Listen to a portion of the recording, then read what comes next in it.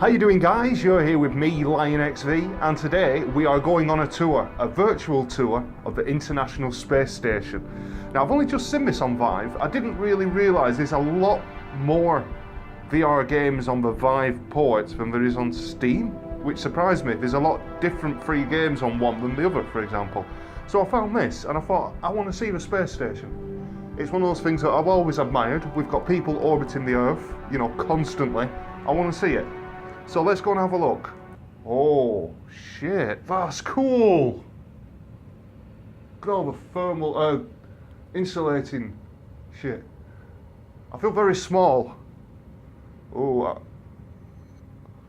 what's that? Oh, there's loads of stuff. What's that? This is Maris. Oh yeah. Sometimes we call it the monster just because it's so big and it's actually pretty complicated to assemble. The purpose of Maris is to study muscles, and in particular muscle atrophy in space. And now it's of course all tucked away and sleeping in its rack. But during the Futura mission, I had the chance of actually assemble it and do some calibration work on it.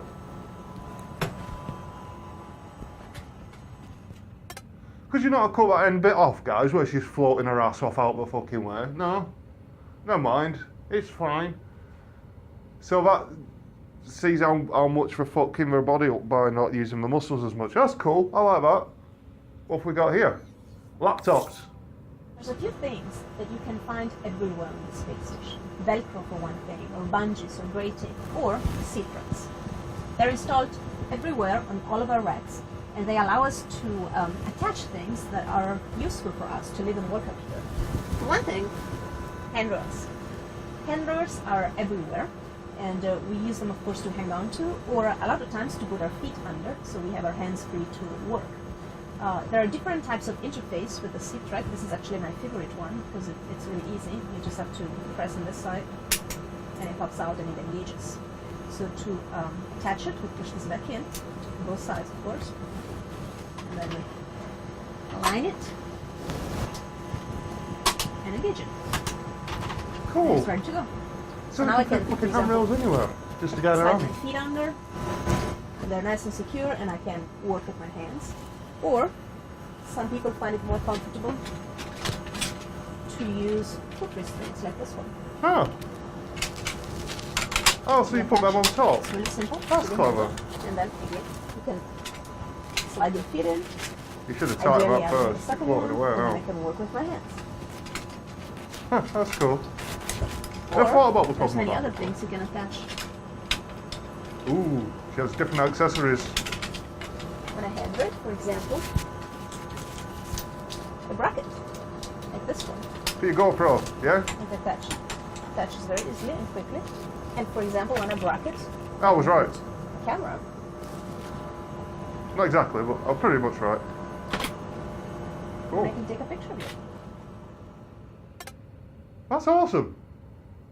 Even though I click that, I don't know what that's got to do with the rails, because they're the rails. But it's fine. We don't... It doesn't matter. Whoa. Cool. I've got a map.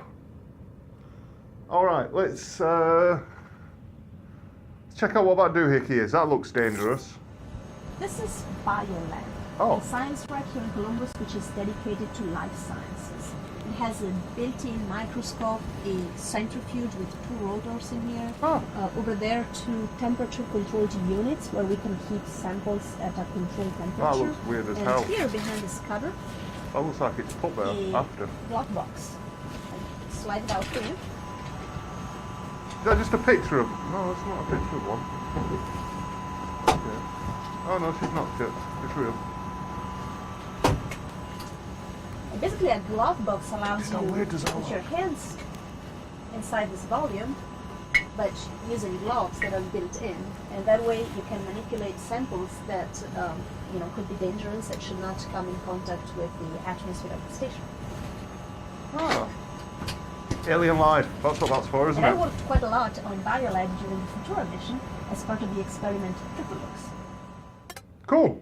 So if you find alien life, you stick it in there and give it a fondle with the gloves. Check. Let's see what this little fucker is first.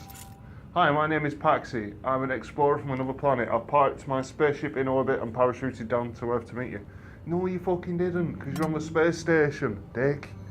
ISS node 2. Is that about one? Next node, please.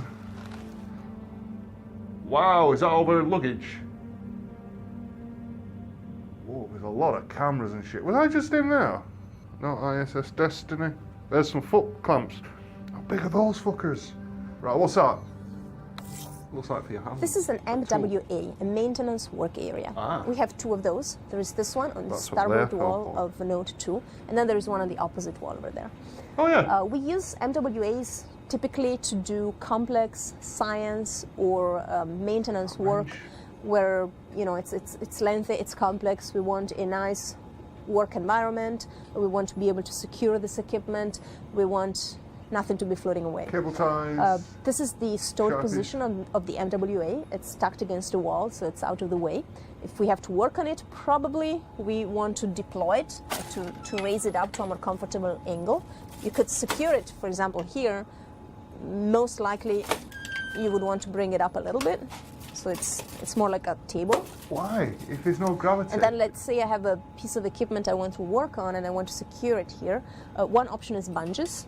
So I would, first of all, attach rings like this one, where I find them handy, for example, here.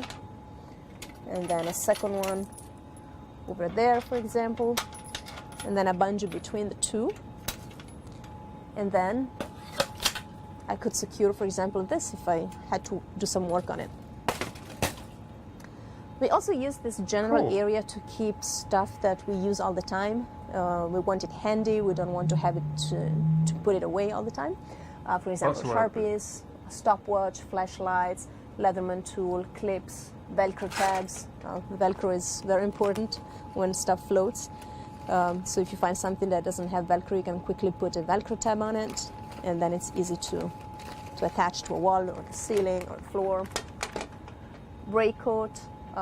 We also keep a couple of tools actually, like this one with a 5/32 socket, and that's because we use them all the time. This is the type of socket that is used to remove the fasteners that secures the front panels of our racks, and that's because a lot of time there is stowage behind the front panels, and so we need to access the volume behind, or occasionally because we have to do some work on the equipment that's back there. When you're done, of course, you want to restow it so that it's not in your way or in the way of your crewmates. Okay, cool. I like that. Right. Let's have a look then. Where we're going next? What's that? In this corner of Node 2, I can show you some of the emergency equipment we have up here on the space station. This is an emergency locker. In the known Russian modules of the space station, typically there are 2 of them in each module. The Russian segment is organized a little bit differently. And if we open the locker, first we find an oxygen mask. We call them PBAs, portable breathing apparatus. And if I had to wear a mask, of course I would turn on the oxygen supply from the bottle and then squeeze in those 2 red tabs. If there was oxygen supply, those straps would inflate and rigidize, and it would be very quick and easy to don the mask. Oh, that's We clever. would wear a Fashion with pressure. PBA in case of fire, of course, in case of smoke. If the ammonia alarm went off, if we suspected presence of ammonia in the cabin, a supply from the bottle lasts for about 7 minutes. If we had to work on a PBA for a longer time, we could consider using a hose. So connecting it with this hose, which is pretty long, connecting it to the oxygen ports. There's a number of them throughout the station, and then we are free to move Like a around because the hospital. hose is Oh, very shit, long, hospital. and we are connected to a virtually infinite supply of oxygen. Another reason why we broke it. would Sorry. wear a PBA, put on a PBA, Whoa, what the is fuck if is we that? had to discharge a fire extinguisher. Whoa. And that's because our fire extinguishers, at least in the non-Russian modules, are based on CO2. So they basically discharge CO2, and the idea is that they will Size of that bastard. displace the oxygen and kill the fire. and you can discharge a fire extinguisher in the open cabin if the fire is in the open cabin. However, if it's behind a panel, you might need, or you certainly will need, an extension like this one, because you would have to discharge through a fire port like this one. Oh, that's clever. And the idea is that each fire port allows you to discharge the CO2 into a fire partition. That's and theoretically, cool. the fire should be contained in this volume and not be spread beyond this one fire partition. Didn't know that. Another piece of equipment that we would pay attention ports. to during an emergency is this. It's an inter-module ventilation valve. Right. If an alarm goes off on the space station, be it fire or depressurization or ammonia leak, in most cases the auto response of the vehicle at the space station will close all the IMV valves or the inter-module ventilation valves throughout the station. But as crew member, of course, we need to verify that they're really closed. For example, let's say that we found a leak here in the JAM, in the Japanese laboratory. Of course, we would want to isolate the module, so we would close the hatch, but we would also have to make sure that the IMV is really closed. Otherwise, there would still be exchange, the Note 2 and the JAM would still be connected, not isolated, and we would still be feeding the leak in the JAM with the air from the rest of the space station, which of course we don't want. No, you don't want that shit. Cool, right. So we went back, we were that way. Let's check out this little node first, ISS Kibo. Yep. I want to see space, please. When can I look out the window? Ah, window. Is this where I can look out? We have two windows. Who the fuck are you? To help, of course, in the operations, but also for us, it's extremely nice to have a view to the outside of our Earth. Come and have a look to their external platform and how beautiful a proper it is look, outside. please. That does look cool as fuck, though. Really playing VR, and that's the best that we get. And from the other window, we can really have later. a magnificent view of our real, beautiful planet. Enjoy it together with me. Look at that. You can hardly see any land on it. Crazy. Oh well. Right. Let's head back then, because I don't get to see what I wanted to see here. Right. We're in this one, so we go down the long tube, which is this one. ISS Destiny. Wow, okay. Is that like cargo holder? Dremel. Oh, what's that? Controls. This is one of two identical robotic workstations here on ISS. The other one is in the cupola. This is typically our backup workstation.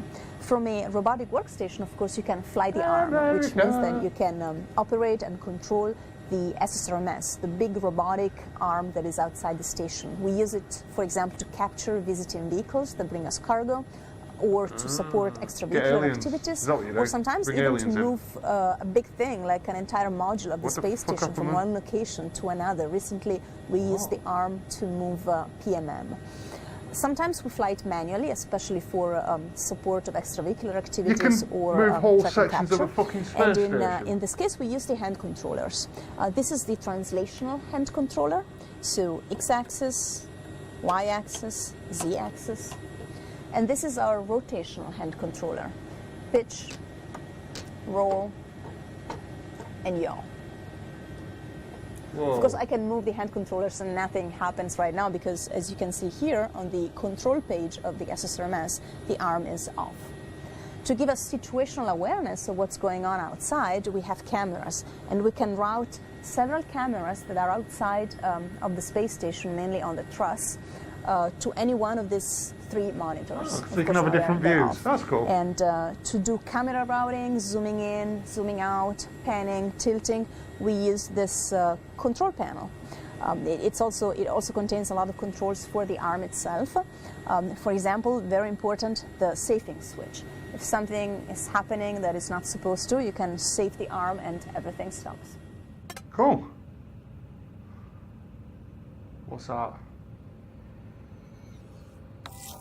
This is Whoa. Celis, our cyclo. You're out of uniform, sure lady. It doesn't quite look like a bike to you yet, but I will show you that you can actually bike on it. I also want to show you first, though, that it's mounted on a movable frame. that is attached to the space station via a isolating system, a dampening system, so that we impart as little as possible of the loads we generate on the bike into the structure of the ISS. And that way we protect the microgravity environment of the space station. So let's say I want to do a CVIS session now. The first thing would be to flip on the switch so that the CVIS computer has time to boot up while I get ready. I've done that already. And then I would move the actual bike, space bike, out of its storage position, here out of the way, into its working position. So just fold it out and lock it in place. Exercise bike. I just thought we had treadmills. Bike shoes on. I already have them for today, but they would be stored in this mesh bag. And then I can jump on the bike. I clip my shoes in.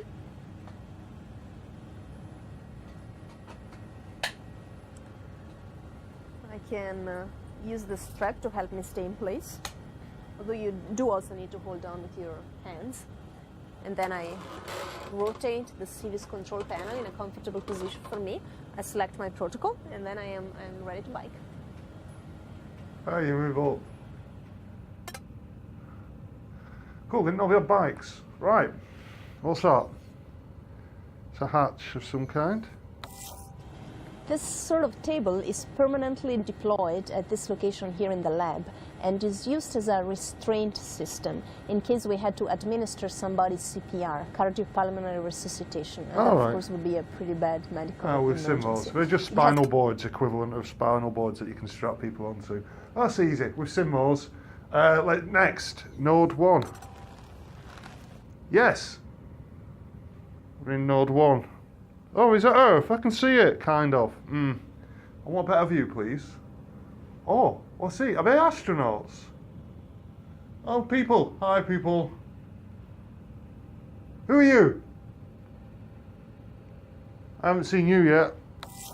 This is the airlock, or actually one of 3 airlocks on the space station. We saw the one before, you told us. Airlock in the Russian segment used for Russian spacewalks or EVAs. And then there is a small airlock in the Japanese laboratory, which is only used for things, not for people.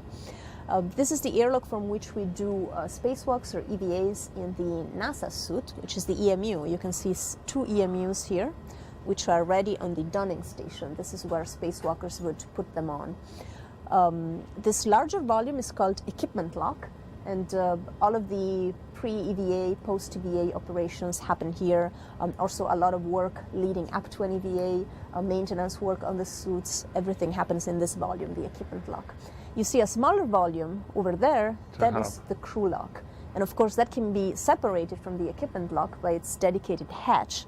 And that's what we would do on the day of a spacewalk when everything's ready after about 6 hours of pre-EVA activities. Seriously, 6 hours before a spacewalk? Inside would be put in the crew lock, the hatch would be closed, and then only that smaller part over there would be depressurized. We would make vacuum. We would recuperate most of the air into the space station and vent the rest into space. And then when the crew lock is at vacuum, then the spacewalkers can open the hatch and go outside. Now, of course, the crew lock, when there are no EVAs going on, it's pretty much used as a storage compartment, as you can see. But of course, you know, in a time when there are EVAs going on, it would be... So that's why it's 6 hours. It takes you 6 hours to shift all your shit, does it? Now, when a crew member is outside and they're working at a work site, the waist tether can keep them safely attached to structure, but not very well secured in a fixed position so that they can work. They would just rotate around. And for that, we have what we called a BRT, a body restraint tether. It has jaws like that attach to a handrail. Oh, so that's like a solid one. And now it's secured to a handrail. And then I can adjust the position, and then when I'm happy with the position, I can lock it. And it will keep me in place. And the reason, of course, is that the other side is attached to the suit, like this. Okay. Yeah, we've seen that. That's fine. Where are we going now? You see, we can't get him that one, which is this one. Let's try out here. ISS Node 3. Who are you again? You're not the person I've been speaking to. Is that Earth again below us? It's a cup. Are you a cup? Hi, cup. Another one. Can we get to see out this one? This is the cupola. It's where we keep our main robotic workstation. It makes sense because we can see outside. But it's also everyone's favorite place. Star Wars Millennium Falcon. Let's take a look. Wow. I want to get in it. Out there you can see the ASTRONAUT, or the Canadarm2. It's a robotic arm. It's parked out there because the ground is doing a survey of the space station. Let's take a peek outside. I am an astronaut now, officially. This is the PMM, or Permanent Multi-Purpose Module. Oh, it's storage. We just moved it here. Yeah, storage. I get it. What's that? The fuck are they? Bins? Here in the Note 3 port end cone, behind this bungee net, we keep a number of items that are used on the space station for water balance, which is a very important and very delicate matter. For one thing, we have CWC bags. They're bags like this one, and they are used to store water when this water is not in the system, in the water bus, in the pipes. This CWC. I get it. That's your water storage. Right. Let's go to ISS Zarya. Getting towards the end. No storage behind. Stowage. Whoa, what is this? Depressing fire warning. This is nothing apparently. This is just a gantry. Okay, we're going to the Zvezda. Cerveza, beer. I know that one. Look at that sock, shoe. That's fucking huge. Oh my god, it's Han. Han, where's Chewie? ISS food warmer. Looks like a suitcase. Yuri Gagarin, a Russian Soviet pilot and cosmonaut, the first human to journey into outer space when his Vostok spacecraft completed an orbit of the Earth. Now, I'm sorry, but outer space. How can you be in orbit of a planet and be in outer space? I always thought that was in an orbit of a planet, so you're still within the environment and atmosphere of that planet. You're not in outer space. But I may be wrong. Correct me if I'm wrong in the comments below because I'm an idiot. What is this? Oh, this is right at the end. We are at the end. What's this way? Now, for half a year, there is a European visitor, which is the automated transfer vehicle. And this is connected on the back side of the You have a bald guy I saw earlier, blind guy. You have a bald guy I saw earlier. So this is the ATV number 3, and it brings a lot of cargo, but also water, for example, air, oxygen, that is pumped to the space station. So it provides the space station with a lot of consumables, cargo, air, water, but also fuel. Good. Behind here is the engine part. So this is pressurized, and behind this wall is the unpressurized section of ATV. And there, for example, we have the fuel tanks, because the fuel, which is also part of the transporter, but the fuel is used for boosting.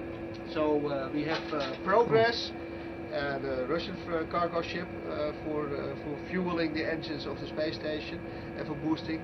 But ATV has a great position to put the space station in a higher orbit, because we lose a bit of altitude every time. So here we are stowing it now with things we don't need anymore, be it foam, be it trash, and be it old pieces of equipment. And when it's full, after half a year, it disappears. Disappears? You mean you jettison it into space? Cool, right, that is it. That is a tour of the ISS space station. I found out loads of interesting stuff. All the different pieces of equipment they need, how everything's tethered, how they tether it, the day-to-day life. It's really cool, the exercise. One thing I wish it had shown me is just to be able to pop outside or in a viewport somewhere and just look round at a 3D picture of space and Earth. That's what I want. So yeah, I've really enjoyed it. I hope you guys have enjoyed it as well. Thanks for watching. and I'll catch you guys in my next video.